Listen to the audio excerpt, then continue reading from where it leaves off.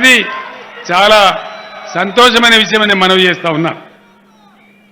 ఎన్నో రోజులుగా కావాలని కోరిన బైపాస్ రోడ్డు పూర్తయింది. మహబూబ్ నగర్ టౌన్లో నేను వస్తూ ఉంటే అంతకుముందు చాలా ఇరుకైన రోడ్డు ఉండేది. ఈరోజు 4 లేన్ల రోడ్డుతో చాలా అందంగా కనపడతా ఉంది. కలెక్టరేట్ నుంచి ఇక్కడికి రావడానికి మునుపైతే ఊరంతా తిరిగి రావాల్సిన అవసరం ఉండేది. కానీ కేవలం 1-2 నిమిషాలలోనే నేను ఇక్కడికి చేరుకోగలిగినని నేను మనవి చేస్తా ఉన్నా. అదేవిధంగా నేను మాట్లాడే ఈ కళాశాల గ్రౌండ్లో గతంలో మనం ఉద్యమ సందర్భంలో కూడా సమావేశాలు పెట్టినాం. ఆ రోజు కూడా ఇట్లాగే భారీ సంఖ్యలో ప్రజలంతా వచ్చినారు. ఇక్కడ స్పోర్ట్స్ స్టేడియం కావాలని చెప్పి శ్రీనివాస్ గౌడ్ గారు అడిగినాడు. వెంటనే రేపే జీవో విడుదల చేస్తాం, దాన్ని మంజూరు చేస్తామని కూడా నేను మనవి చేస్తా ఉన్నా. ఆడిటోరియం తప్పకుండా దాన్ని కూడా చేస్తాం. నేను ఒక్కటే మాట మీతో మనవి చేస్తా ఉన్నా. చెప్పిందే చెప్పి మాట్లాడిందే మాట్లాడు కాదు. మంచినీటి సమస్య తీరింది, కరెంటు కొరత తీరింది, సాగునీటి సమస్య చాలా వరకు తీరింది. ఇంకా తీరాల్సిన అవసరం ఉంది. మనం ప్రస్తాలో ఉన్నాం, దాన్ని కంప్లీట్ చేసుకుంటాం. పేద సాధల యొక్క బాగోగులు చూసుకుంటూ ఉన్నాం. దళిత బంధు కార్యక్రమాన్ని తీసుకున్నాం, గొర్రెల పంపిణీ కార్యక్రమాన్ని తీసుకున్నాం, అనేక ఇతర కార్యక్రమాలు, చేనేత గీత ఒక వర్గమని కాకుండా ఉన్నంతలో అందరినీ ఆదుకునేటువంటి కార్యక్రమాలు చేస్తూ ఉన్నాం. కేసీఆర్ కిట్ కావచ్చు, ఇంకా ఇతర పథకాలు కావచ్చు, ప్రతిరోజు మీ గ్రామంలో మీ కండ్ల ముందే అవి అమలు జరుగుతూ ఉన్నాయి. మీ అందరికీ నేను దాన్ని మళ్ళీ చెప్పి మీకు బోరు కూడా నేను కొట్టేయదలుచుకోలేదు. ఒక విషయం మాత్రం దయచేసి మీరందరూ మీ ఇండ్లకు పోయిన తర్వాత నేను చెప్పే విషయాలు మీరు చర్చ చేయాలని చెప్పి నేను కోరుతా ఉన్నా. ఆనాడు 14 సంవత్సరాలు ఉద్యమం జరిగేటప్పుడు తెలంగాణ వస్తే చాలా బ్రహ్మాండంగా బాగుపడతామని నేను చెప్పినా అది మీ కళ్ళ ముందే జరుగుతూ ఉంది, మీరు చూస్తూ ఉన్నారు. మంచి మేలైన రైతులు ఎక్కడున్నారు, ఎక్కడ చాలా ఇబ్బంది లేకుండా ఉన్నారు, ఒక్క తెలంగాణ రాష్ట్రంలో ఉన్నారని చెప్పి ఇలా దేశం మాట్లాడుతూ ఉంది. పక్కనే ఉన్న కర్ణాటక రాష్ట్రంలో రాయచూరు ప్రజలు, అక్కడ సర్పంచులు ఏకగ్రీవ తీర్మానాలు చేసి మమ్మల్ని తెలంగాణలో కలపండి అని చెప్పి మాట్లాడుతూ ఉన్నారు. పక్కన మహారాష్ట్ర వాళ్ళు మమ్మల్ని తెలంగాణలో కలపండి అని మాట్లాడుతూ ఉన్నారు. రైతు బంధు ఎవరన్నా అనుకున్నారా? ఒక రైతు చనిపోతే గతంలో పెద్ద మాటలు మాట్లాడిన నాయకులను మీరు చూసినారు. కేసీఆర్తో 3 అంతల దొడ్డు 4 అంతల ఎత్తున నాయకులను కూడా చూసినారు. ఆపద్ బంధు అని పెట్టి 50,000 ఇస్తామని చెప్తే 6 నెలలు చెప్పుల రేటెడ్ తిరిగితే 5-10,000 కూడా చేతికి రాని పరిస్థితి. ఇలా పొరపాటున ఒక రైతు చనిపోతే యాక్సిడెంట్ కానక్కర్లేదు, ఏ కారణం చేత చచ్చిపోయినా 5 లక్షల రూపాయలు వాళ్ళ కుటుంబానికి టంచన్గా వచ్చి జమయ్యే విషయం కూడా మీ కళ్ళలో చూస్తూ ఉన్నారు. రైతులు పండించే పంట అద్భుతంగా ఈరోజు మీ గ్రామాలలోనే కొనుగోలు కేంద్రాలు ఏర్పాటు చేసి ఒక గింజ కూడా లేకుండా ప్రభుత్వమై కొనే పరిస్థితి మీరు కళ్ళారా చూస్తూ ఉన్నారు. అదేవిధంగా ఇంకా అనేక విషయాలు, అనేక కార్యక్రమాలు మీరు చూస్తూ ఉన్నారు. ఏనంటే అనుకున్నామా? తెలంగాణ రాకముందు మహబూబ్ నగర్ జిల్లాలో మెడికల్ కాలేజీ వస్తుందని మనం ఊహించినామా?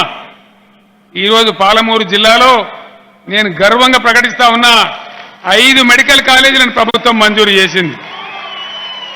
3 ఇప్పటికే ప్రారంభమైనాయి.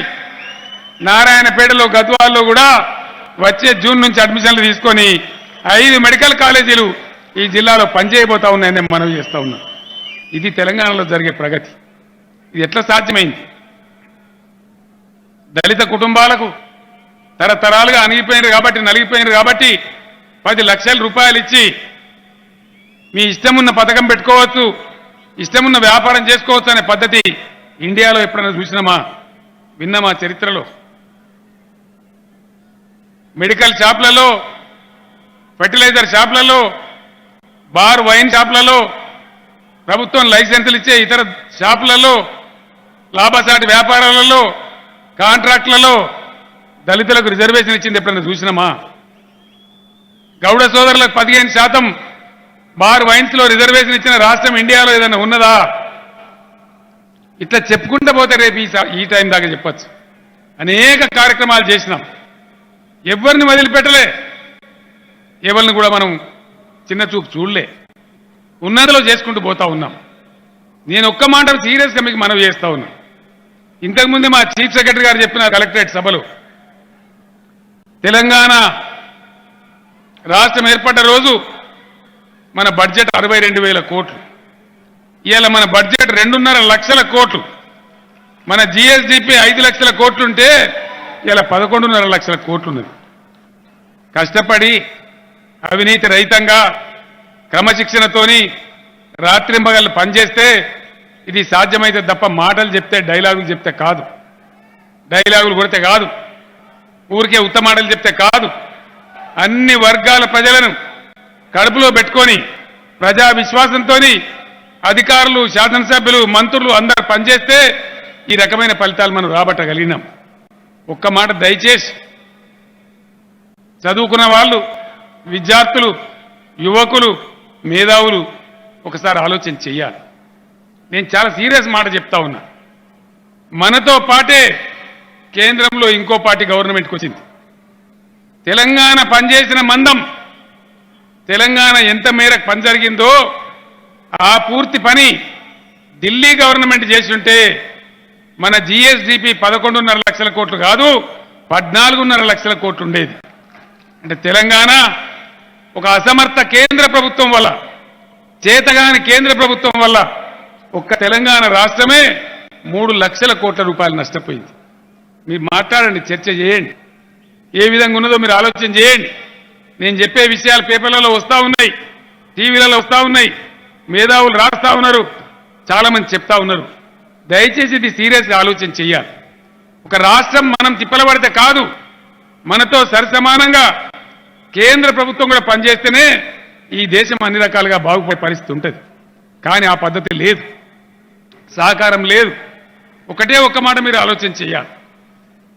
ఆనాడు కాంగ్రెస్ నాయకులు, ఇప్పుడున్న నరేంద్ర మోడీ ప్రధానమంత్రి గారు ఇదే జిల్లాకు వచ్చి సభలు పెట్టి పాలమూరు హమ్ బనాయింగే అంటే హమ్ బనాయింగే అని చెప్పి కిదర్ గయా భయ్,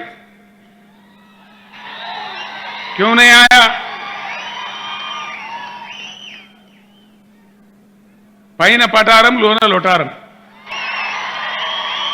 చెప్పేది డంబాచారం. ఒకటే ఒక్క మాట నేను అడుగుతా ఉన్నా. దండం పెట్టిన, నేను కడుపులో తల పెట్టిన, 150 దరఖాస్తులు ఇచ్చిన, నేనే స్వయంగా ఇచ్చిన. కరువు జిల్లా పాలమూరు జిల్లా, ఫ్లోరైడ్ జిల్లా నల్లగొండ జిల్లా, ఎండిపోయిన జిల్లా రంగారెడ్డి జిల్లా. ఈ 3 జిల్లాలు హక్కు కలిగి ఉన్న నది కృష్ణా నది. కృష్ణా నదిలో మా వాటా తేల్చండి. మీరే వచ్చి చెప్పిండ్రు మహబూబ్ నగర్లో సభలు పెట్టి, మీరు చెప్పిన మాట కట్టుబడైనా సరే తెలంగాణ వాటా మాకు ఎన్నిస్తారు? 100, 150, 200, 300, 400 చెప్పమంటే ఒక అద్భుతమైనటువంటి ప్రచారాలు చేసుకునే ప్రధానమంత్రికి, కేంద్ర ప్రభుత్వానికి 8 సంవత్సరాల టైం చాలదా? 8 ఏండ్ల ఎక్కడున్నది దేశం? నీకు నా వారా చెప్పడానికి 8 ఏళ్ళు అయితే పర్మిషన్లు ఎప్పుడు రావాలి? ప్రాజెక్ట్ ఎప్పుడు కట్టాలి? నీళ్ళు ఎప్పుడు రావాలి? మా మనమన్లా, మునిమనమన్లా, లేకపోతే రానే రాదా? ఇట్లే ఉండన్నా భారతదేశం? ఉండన్నా మారన్నా? ఈ దుస్థితి మన కళ్ళ ముందు, మన పాలమూరులో ఈ పరిస్థితి ఉంది. నేను ఎందుకు చెప్తున్నా ఈ మాట? ఏం మాట్లాడుతున్నారు ఈరోజు? మీరు వింటున్నారు. మాకు శాత కాదు, వ్యవహారం చేయరాదు, దెబ్బ నువ్వు చేస్తే నీకు అడ్డం పడతాం, నీ కాళ్ళలో కట్టబెడతాం. ఇదే జరుగుతుంది కదా, మీరు చూస్తలేరా?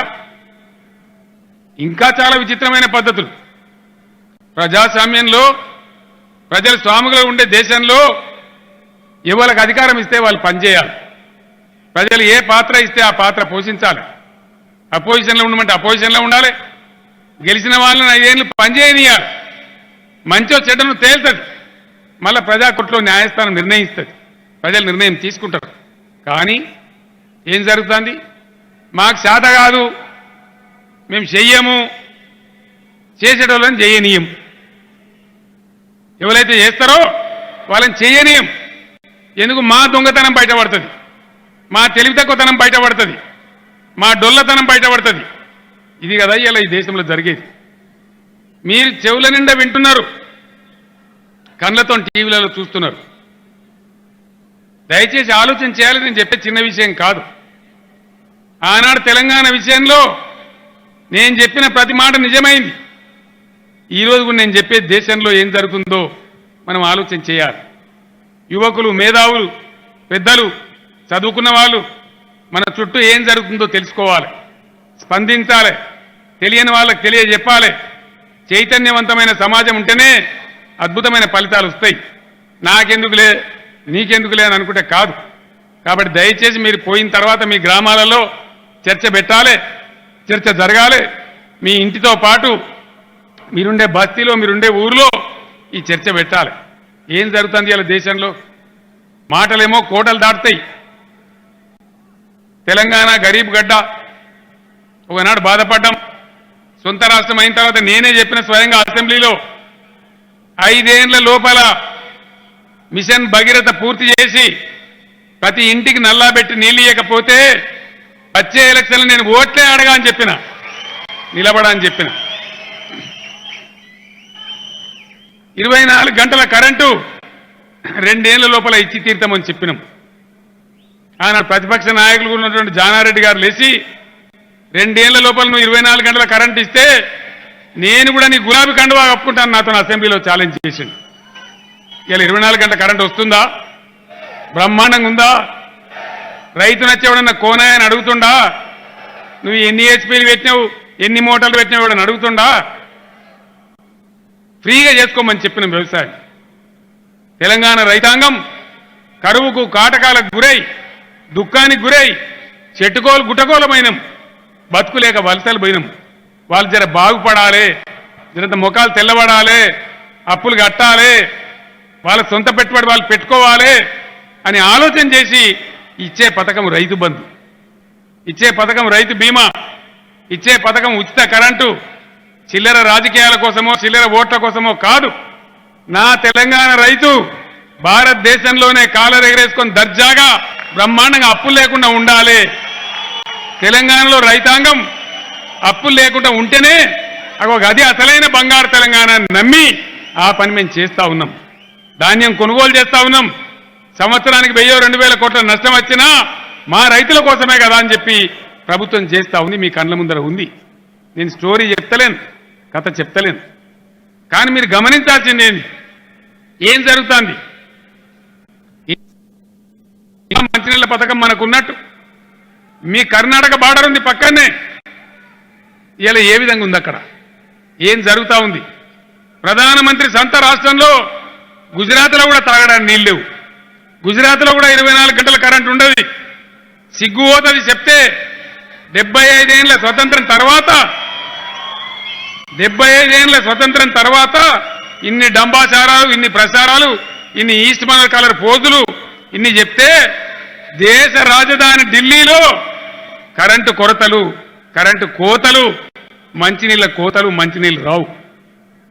నేను ఢిల్లీ వెళ్ళినప్పుడల్లా అక్కడ నా మిత్రులు చెప్తారు, రోజుకు 4, 5, 10 ట్యాంకర్లు కొనుక్కుంటున్నాం, మా గతి ఘోరంగా ఉన్నది, ఇళ్లలో పొక్కలు తవ్వుకున్నాం, అవి నింపుకోవాలి, పైకి ఎక్కించుకోవాలని చెప్తున్నారు. ఎందువల్ల? ఇంత కొత్త రాష్ట్రం, నిన్నమొన్నటిదాకా గరీబ్ ఉన్న రాష్ట్రం తెలంగాణలో అయిన పని పక్కన కర్ణాటకలో ఎందుకు అయితే లేదు? తమిళనాడులో ఎందుకు అయితే లేదు? మధ్యప్రదేశ్లో ఎందుకు అయితే లేదు? అక్కడ మంత్రులు లేరా? ముఖ్యమంత్రులు లేరా? మాట్లాడేటోళ్ళు లేరా? దయచేసి ఆలోచన చెయ్యాలి. ఒక్కొక్క మాట యాదికొస్తే మనది మనకే భయమవుతుంది. ఎరువు బస్తాలు కావాలంటే కూడా ఇయ్యాలి. ఆ రోజు పోలీస్ స్టేషన్లో పెట్టి అమ్మినారు. మనం కళ్ళారా చూసినాం. అన్ని పరిస్థితులు అధిగమించి అద్భుతంగా మనం ముందుకు పోతా ఉన్నాం. దీన్ని చూసి స్పందించడం పోయి దీని మీద కన్నెర పెట్టుకొని ఇక్కడ కట్టబెట్టాలి, అడ్డం పడాలి, వచ్చే పైసలు రాకుండా చేయాలి, నిధులు ఆపాలి, ఎఫ్ఆర్బిఎం మీద కోతలు పెట్టాలి, ప్రగతిని అడ్డుకోవాలి. వాళ్ళని చేస్తారా? ఇది మంచిదేనా? చేయదగ్గదేనా? నేను మాట్లాడుతూ ఉంటే మా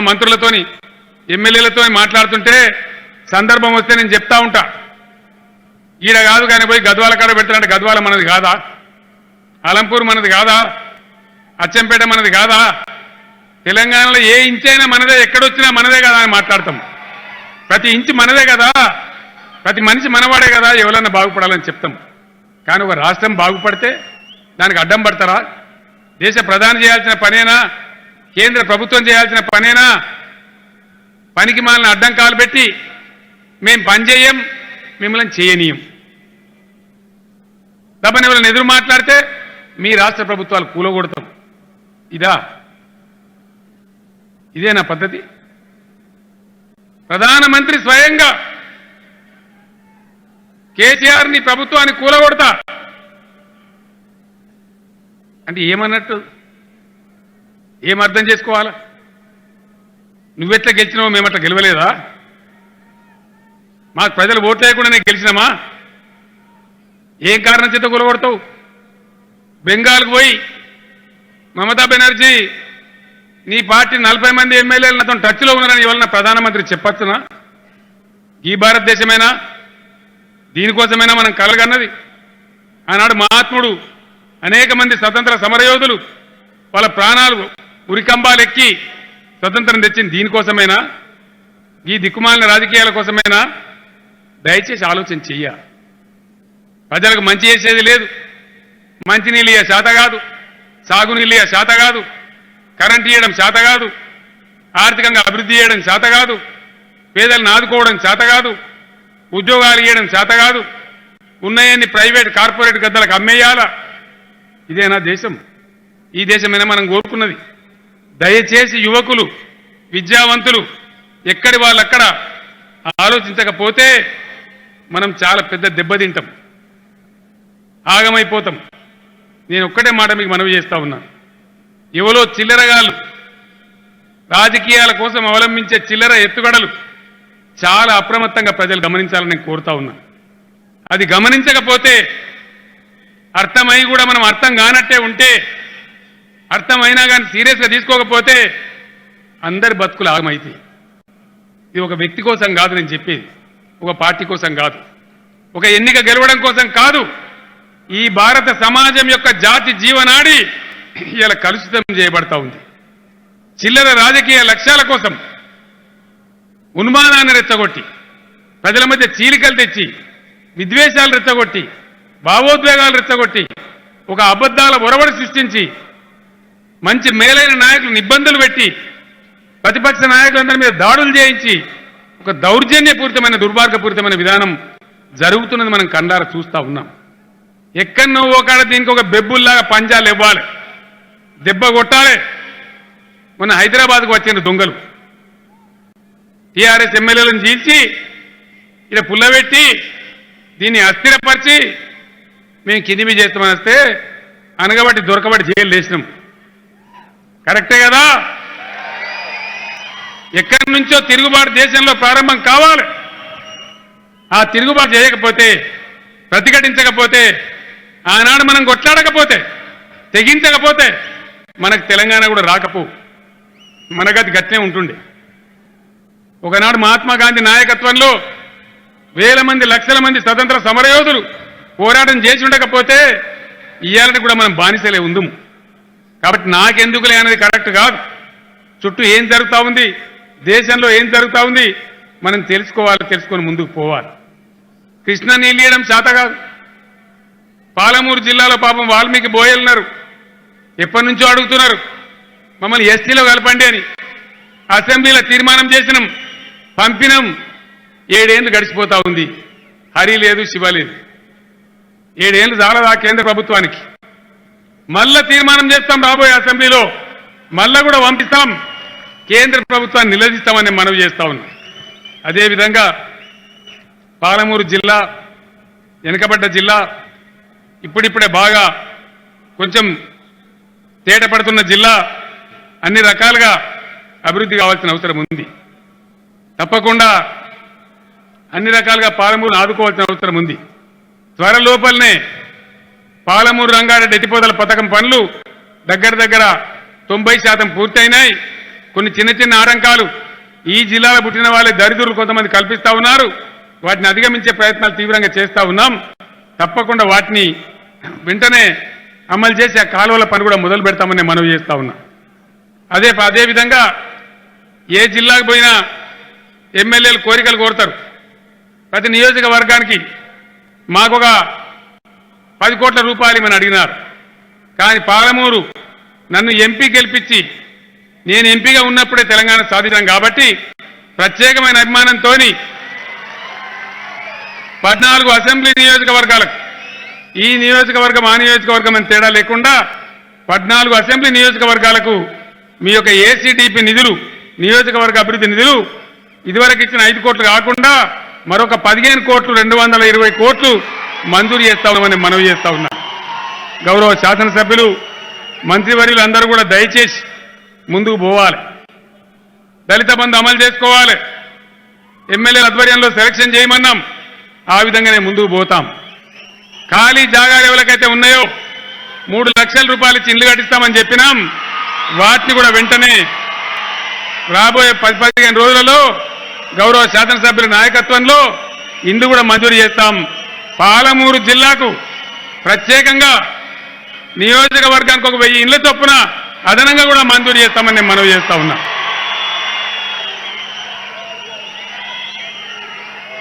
మీరు చేయంటుంది కానీ వేరే జిల్లాలో నన్ను కొడతారు. పాలమూరు జిల్లా వెనుక బడిపోయి ఉన్న జిల్లా కాబట్టి మనం ఎవరు వెనుకబడం, దరిద్రం వెనుకబడతాం, తన వెనుకబడతాం. దాన్ని తరిమేద్దాం. అందరం కలిసి అద్భుతమైన పాలమూరు నిర్ణయించుకుందాం. పచ్చని పంట పొలాలతోని 5 మెడికల్ కాలేజీలతోని ఇంకా అనేక వసతులతోని అద్భుతమైన పాలమూరు తయారు కావాలి. నేను ఎప్పుడైతే కన్నీళ్లు పెట్టుకున్నా నడిగడ్డలో ఏడిసిన నేను ఆనాడు ప్రొఫెసర్ జయశంకర్ గారు నేను గారు తిరుగుతూ ఉంటే చాలా బాధపడ్డాం.